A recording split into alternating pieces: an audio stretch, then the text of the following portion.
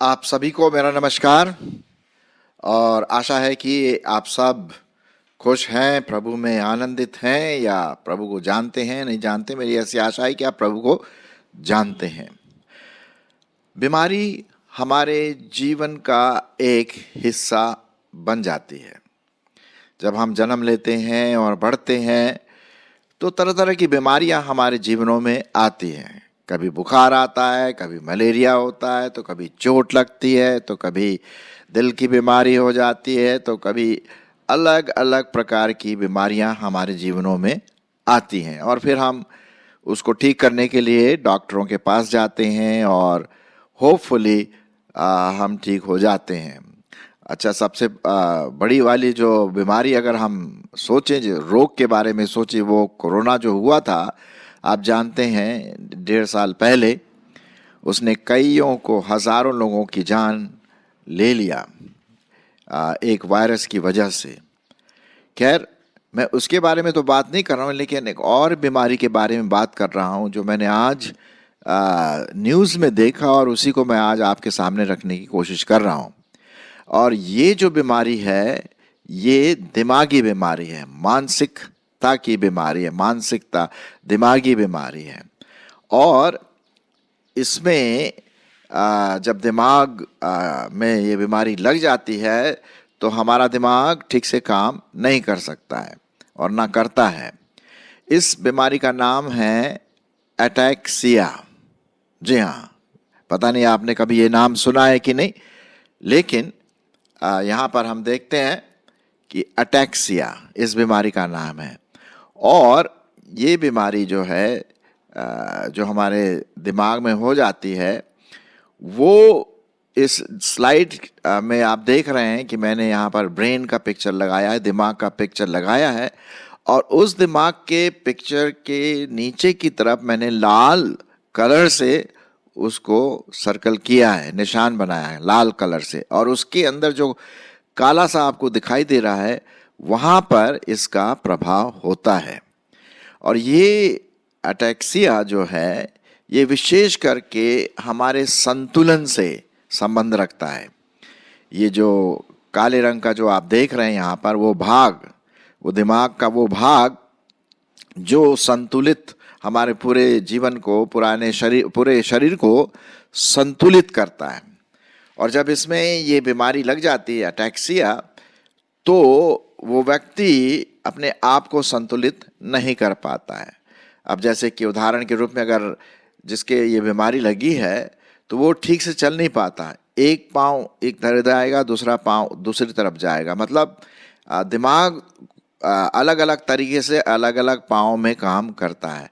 हाथ का भी वही हाल है, हाथ एक तरफ काम करेगा, दूसरा हाथ उसके साथ काम नहीं करेगा, दूसरी तरफ जाएगा।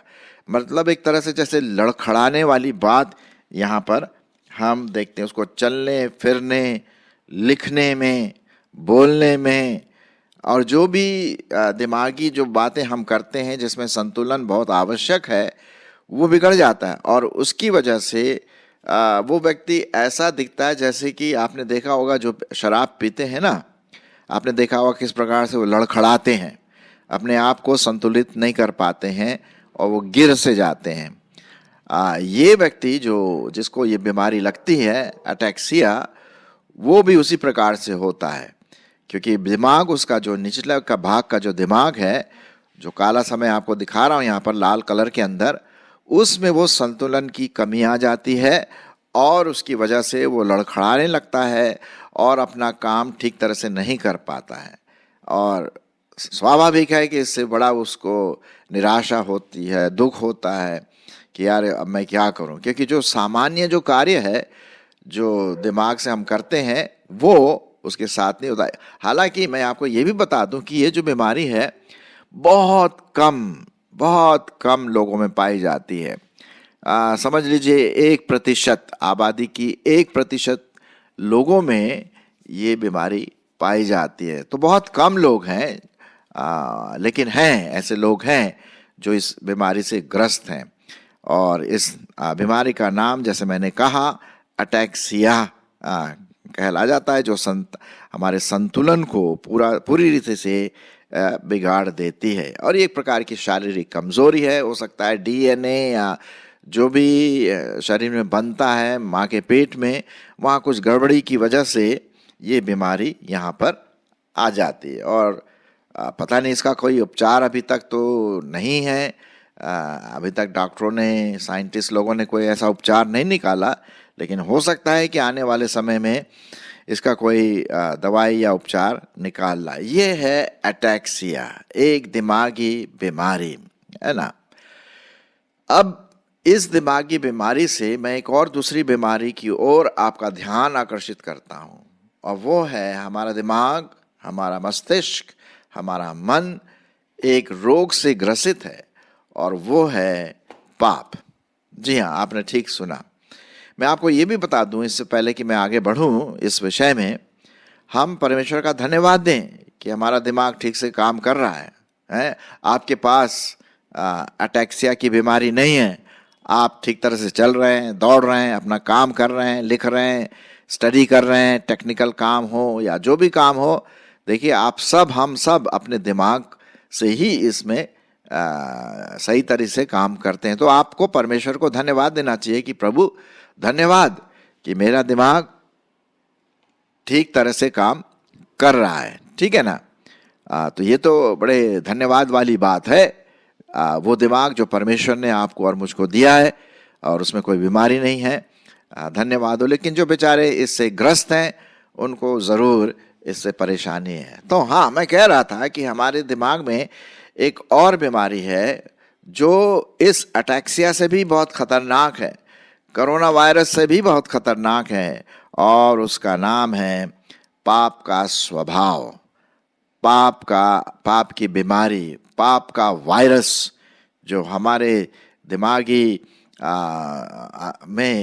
में हमारे स्वभाव में आ जाता है। और ये सबके साथ ऐसा है, ये नहीं कि एक व्यक्ति के साथ है। अटैक्सिया जो है वो सिर्फ 1% लोगों को अटैक करती है, बाकी सब ठीक है। लेकिन जो पाप की बीमारी है, पाप का जो रोग है, पाप का जो वायरस है, वो 100% हर व्यक्ति में पाया जाता है। जी हाँ। और उसकी वजह से क्या होता है, तरह तरह के विचारधाराएं, जो कल्पनाएं हैं, सोच विचार जो हैं, वो बहुत बुरे होते हैं, पापी स्वभाव से होते हैं। ये बहुत ज़बरदस्त बीमारी है, और इसका इलाज भी करना बहुत ज़रूरी है। जी हाँ। चलिए, मैं कुछ बाइबल के पदों को आपके लिए पढ़ूंगा, जो पाया जाता है उत्पत्ति उसका 6वां अध्याय, उत्पत्ति उसका 6वां अध्याय और 5 पद। यहाँ पर इस प्रकार से लिखा हुआ, यहोवा ने देखा कि मनुष्यों की बुराई पृथ्वी पर बढ़ गई है, और उनके मन के विचार में जो कुछ उत्पन्न होता है वो निरंतर बुरा उत्पन्न होता है, बुरा ही होता है। हाँ, तो यहाँ पर हम देखते हैं परमेश्वर के वचन में कि हमारे दिमाग में, हमारे मस्तिष्क में ये रोग लगा हुआ है, और ये सब में है। ये नहीं कि 1% या 2%, ये रोग सब में लगा हुआ है। और यही जो रोग है हमारे पूरे जीवन को संचालित करता है। अब जैसे कि अटैक्सिया में क्या है, वहाँ पर ये जो रोग है, इस दिमाग के निचले भाग में वो संतुलन खो बैठता है। आदमी ठीक तरह से चल नहीं पाता, देख नहीं सकता, काम नहीं कर सकता, लिख नहीं सकता, बोल नहीं सकता, मतलब पूरा शरीर कंपन से भरा रहता है और बहुत परेशान रहता है। वो पूरे शरीर पर अपना प्रभाव छोड़ता है। उसी प्रकार से पाप का स्वभाव हमारे पूरे शरीर में, पूरे व्यक्तित्व में पाया जाता है, और इस तरह से हम पापी कहलाते हैं। एक और पद मैं आपके लिए पढ़ूंगा, रोमियो उसका 7 अध्याय और 8 पद लिखा हुआ है। परंतु पाप ने अवसर पाकर आज्ञा के द्वारा मुझ में सब प्रकार का लालच उत्पन्न किया, क्योंकि बिना व्यवस्था के पाप मुर्दा है। तो हम देखते हैं यहाँ पर कि जो हम करना चाहते हैं वो तो नहीं करते हैं, और जो हमें नहीं करना चाहिए वही करते हैं। कारण यह है कि पाप हमारे जीवन में है, ग्रसित है, हम उससे ग्रसित हैं। सबने पाप किया और परमेश्वर की महिमा से रहित हैं। और एक और पद मैं आपके लिए पढ़ना मांगता हूँ, और भी कई पद हैं लेकिन उनमें से एक पद ये है, यिर्मयाह उसका 17 अध्याय और 9 पद। यिर्मयाह उसका 17 अध्याय और 9 पद। सुनिए क्या लिखा हुआ है दिमाग के बारे में, मनसा के बारे में, उस रोग के बारे में जो बाइबल बताती है, जो 100% सब मनुष्यों में, चाहे नर हो नारी हो, उनमें पाया जाता। और ये अटैक्सिया से बहुत खतरनाक है, गंभीर है, ये हमको नरक की आग में धकेल सकता है। सुनिए क्या लिखा हुआ है, यिर्मयाह उसका 17 अध्याय और 9 पद। मन तो सब वस्तुओं से अधिक धोखा देने वाला होता है, उसमें असाध्य रोग लगा हुआ है, उसका भेद कौन समझ सकता है ना। तो हम देखते हैं यहाँ पर कि इसमें वो रोग लगा हुआ, और ये रोग कब से आया? जन्म लेने के बाद नहीं, जन्म से ही, माँ के पेट से ही हम उस पापी अवस्था में पाए जाते हैं। हमारे दिमाग की जो मानसिकता है, पापी की जो रोग है, वो माँ के पेट से ही है। जी हाँ, और जैसे मैंने कहा, बाइबल कहती है कि ये रोग सब में है, पाप का स्वभाव है ना, चाहे हम इसको माने या ना माने। अब जैसे उदाहरण के रूप में मैं आपसे अगर पूछूं, भाई आपको झूठ बोलना किसने सिखाया, तो मैं अगर पूछूं कि आपके माँ बाप ने सिखाया, तो नेचुरली आप बोलेंगे बिल्कुल भी नहीं भाई, किसी ने नहीं सिखाया मुझको। तो फिर ये झूठ बोलना कहाँ से आया? वो हमारे पापी स्वभाव की, पापी मनसा की, पापी मन की देन है, हा? चोरी करना, लालच करना, उल्टे सीधे काम करना, भ्रष्टाचार, दुष्कामना, क्रोध, ये सब क्या है? ये हमारे मन की उपज है। और ये मन की उपज क्यों ऐसा है? क्योंकि भाई जैसा मन वैसा ही सब कुछ होगा, जैसा मनुष्य अपने लिए सोचता है वैसे ही वो है। तो यहां पर हम देखते हैं कि ये जो रोग है, पाप का स्वभाव, उसको हमें दूर करना। अब जैसे अटैक्सिया है, जैसे मैंने जो बीमारी के बारे में आपको शुरुआत में बताया, अटैक्सिया का ये है कि अभी तक कोई ऐसा उपचार तो नहीं निकला है, रोग का पता पड़ गया है, लेकिन उपचार के बारे में लोग लगे हुए हैं, साइंटिस्ट लगे हुए हैं कि शायद कुछ निकल आए, ताकि जो व्यक्ति इससे ग्रसित हैं वे ठीक हो सके। लेकिन जो पाप का जो दिमाग है, पाप से जो ग्रस्त है हमारा मस्तिष्क, उसका क्या होगा? क्या उसका कोई सोल्यूशन है? जी हाँ, उसका सोल्यूशन है। उसका सोल्यूशन है उसको दवाई, उसकी दवाई है प्रभु यीशु मसीह का लहू, प्रभु यीशु मसीह का बलिदान, पवित्र आत्मा की अगुवाई, ये है उसका सोल्यूशन। अब उसका सोल्यूशन इस प्रकार से है कि पहले मैं प्रभु यीशु मसीह को अपने जीवन में आने दूं, उससे उद्धार प्राप्त करूं, नया जन्म प्राप्त करूं, उसके बलिदान पर विश्वास करूं, उससे प्रार्थना करूं कि प्रभु तो मेरे इस पापी जीवन को, मेरे इस पापी स्वभाव को निकाल दे, साफ कर दे। ये बहुत ज़रूरी है।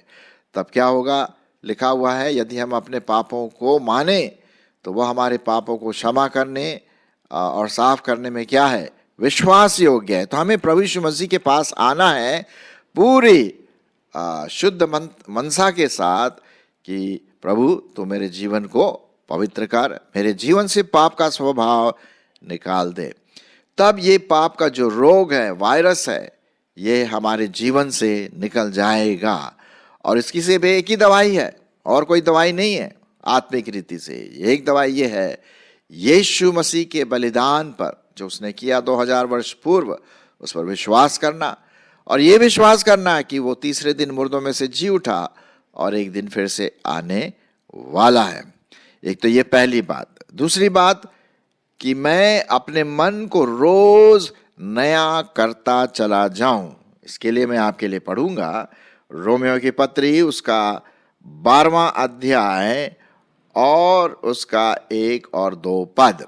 रोमियो की पत्री बाइबल में, और उसका 12वां अध्याय और उसका 1 और 2 पद। यहाँ पर हमारे सोचने के बारे में, हमारे विचार करने के बारे में, हमारी कल्पनाओं के बारे में यहाँ पर लिखा हुआ है। सुनिए, रोमियो उसका 12वां अध्याय 1 और 2 पद। इसलिए हे भाइयों, मैं तुमसे परमेश्वर की दया स्मरण दिलाकर यही विनती करता हूँ कि अपने शरीरों को जीवित, पवित्र और परमेश्वर को भावता हुआ बलिदान करके चढ़ाओ। यही तुम्हारी आत्मिक सेवा है। और इस संसार के समान न बनो, परंतु तुम्हारे बुद्धि के नए हो जाने से, तुम्हारे दिमाग के नए हो जाने से तुम्हारा चाल चलन भी बदलता जाए, जिससे तुम परमेश्वर की भली और भावती और सिद्ध इच्छा अनुभव से मालूम करते रहो। तो दूसरी जो प्रोसेस है, प्रक्रिया है, वो है परमेश्वर के वचन में बने रहना, परमेश्वर के वचन के बारे में सोचना, परमेश्वर के वचन को पढ़ना, परमेश्वर के वचन का मनन करना। ये जब हम करते हैं ना, तो हमारा दिमाग क्या होता रहता है? साफ होता रहता, साफ होता रहता, साफ होता रहता। जी हाँ, अब सुनिए ना, जब आप जाते हैं बाजार सब्जी लेने, ऑफिस, कॉलेज और जहाँ कहीं भी आप जाते हैं, तो क्या होता है? हमारे कपड़े क्या हो जाते हैं? गंदे हो जाते हैं। आपके कपड़े गंदे हो जाते हैं, है कि नहीं? 2-3 दिन के बाद वो बिल्कुल साफ नहीं रहते, गंदा हो जाता है। और फिर आप उसको क्या करते? धोते हैं, साफ करते, ताकि अगली बार हम साफ सुथरे रहें। हमारा शरीर गंदा होता है, हम नहाते हैं, अपने आप को साफ करते हैं, धोते हैं, शुद्ध करते हैं। ठीक उसी प्रकार से हमारे मन को भी शुद्ध करने की जरूरत है। प्रभु यीशु मसीह ने तो हमारे मन से वो निकाल दिया, जब हमने उस पर विश्वास किया, पाप का स्वभाव उसने निकाल दिया, ठीक है। लेकिन अब उसको हमें रोज साफ करना है, रोज, क्योंकि गंदगी आती रहती है। शैतान कभी ना कभी हमें टेम्पटेशन करता है, हाँ, अभिलाषाओं में लाने की कोशिश करता है। कोई अगर मूवी देखते हैं, सिनेमा देखते हैं, या टीवी देखते हैं, या इंटरनेट में कुछ चीज़ें देखते हैं, वो क्या करता है? हमारे आँखों को या हमारे मन को बुरा कर सकता है, हो सकता है। अगर अच्छी चीज़ें आप देख रहे हैं तब तो ठीक है, लेकिन कभी कभी बुरी चीज़ें भी देखते हैं। हम बस में जाते हैं तो गाली गलौज सुनते हैं लोगों के द्वारा, है ना? तो हमारा मन क्या हो जाता है? दूषित, प्रदूषित हो जाता है, गंदा हो जाता है। इसलिए हमें हर समय साफ करने की जरूरत है। इसीलिए परमेश्वर का वचन हम पढ़ें और उस पर हम ध्यान दें, तो तभी हम अपने मन को साफ रखेंगे। इसी से संबंधित, जैसे कि आपने सुना होगा, पहले भी मैंने इसके बारे में कहा, भजन संहिता और उसका पहला अध्याय और उसका पहला और 2 पद, पहला पद और दूसरा पद, क्या लिखा हुआ है? क्या ही धन्य है वह पुरुष जो दुष्टों की युक्ति पर नहीं चलता, और न पापियों के मार्ग में खड़ा होता, और न ठट्ठा करने वालों की मंडली में बैठता है, परंतु वह तो यहोवा की व्यवस्था से प्रसन्न रहता और उसकी व्यवस्था पर रात दिन ध्यान करता रहता है। व्यवस्था मतलब वचन। वह उस वृक्ष के समान है जो बहती नालियों के किनारे लगाया गया है और अपनी ऋतु में फलता है, और उसके पत्ते कभी मुरझाते नहीं। इसलिए जो कुछ वह पुरुष करे वो क्या होता है? सफल होता है। तो यहाँ पर हम देखते हैं परमेश्वर का वचन बड़े साफ रीति से आपके सामने लाता है कि हमें अपने इस दिमाग को रोज सफाई करना है, रोज सफाई करना हो। कैसे सफाई होगा? परमेश्वर के वचन के पढ़ने के द्वारा, मनन करने के द्वारा, उसके वचन पर सोचने के द्वारा, उसके वचन पर चलने के द्वारा हम इसको साफ करते रहें, ताकि ये जो दिमागी, जो मानसिक बीमारी है, वो हमारे जीवन में ना आए, पवित्रता हमारे जीवन में आए और पाप का स्वभाव दूर रहे हमसे। एक और पद मैं आपके लिए पढ़ूंगा जो हमारे मसीह जीवन में बहुत सहायक है। वो पाया जाता है इफिसियों उसका 5वां अध्याय, इफिसियों उसका 5 अध्याय और उसका 18 पद। लिखा हुआ है कि दाखरस से मतवाले मत बनो भाई, शराब से मतवाले मत बनो, लिकर से मतवाले मत बनो, लेकिन किससे मतवाले बनना है? पवित्र आत्मा से भरे जाने के द्वारा। पवित्र आत्मा हमारे जीवन में नियंत्रित करे, हमारे जीवन में अगुवाई करे, और हम प्रार्थना करें, पवित्र आत्मा तू मेरे जीवन में आ, मेरी मानसिकता को, मेरे व्यवहार को, मेरे सोच विचार को पवित्र कर।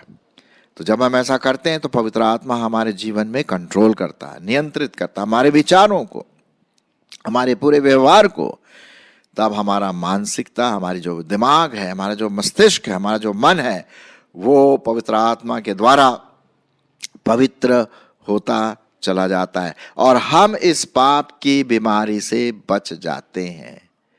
जी हाँ, एटैक्सिया गंभीर बीमारी है और जिनको होता है वो बेचारे परेशान रहते हैं क्योंकि कुछ काम ठीक से नहीं कर पाते, उसमें संतुलन वो खो जाते हैं, ना बोल सकते हैं ठीक तरह से, ना लिख सकते हैं, ना काम कर सकते हैं, चल फिर नहीं सकते। क्यों? क्योंकि संतुलन में उनका प्रभाव पड़ जाता है, दिमागी संतुलन खत्म हो जाता है। उसका अभी तक कोई उपचार नहीं है। लेकिन आत्मिक जो मनसा है, मानसिकता जो है, यदि वो खराब हो, पाप में जब डूबा हो, तो प्रभु यीशु मसीह पर विश्वास करें, परमेश्वर का वचन पढ़ते रहें और पवित्र आत्मा की अगुवाई आपके जीवनों में बनती रहे। तब आप इस बीमारी से बचे रहेंगे। आमीन।